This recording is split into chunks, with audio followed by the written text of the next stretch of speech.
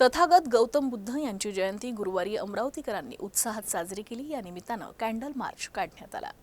संपूर्ण जगाला शांतीचा संदेश देणाऱ्या तथागत गौतम बुद्ध यांची 2568वी जयंती मोठ्या उत्साहात साजरी करण्यात आली। या निमित्तानं कॅन्डल मार्च काढण्यात आला।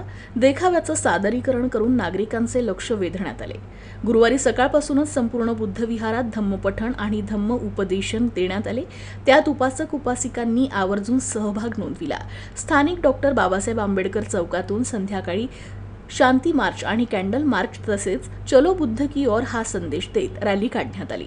त्यात बौद्ध उपासक आणि उपासिकांनी सहभाग नोंदविला। संध्याकाळी महामानव डॉक्टर बाबासाहेब आंबेडकर यांच्या पूर्णाकृती पुतळ्याला अभिवादन करून कॅन्डल मार्च रॅलीला सुरुवात करण्यात आली। नवतरुण आणि तरुणी आपल्या लेझिम पथकासह निळा फेटा बांधून पांढऱ्या शुभ्र वस्त्रांमध्ये बुद्धम शरणम गच्छामींचा जयघोष करत होते। ही रॅली शहराच्या प्रमुख मार्गांनी निघाली। शहरातील अनेक गणमान्य नागरिकांसह सामाजिक संस्थांनी या कॅन्डल मार्चमध्ये सहभाग नोंदविला होता। सुद्धा आगमन या ठिकाणी झालेला आहे।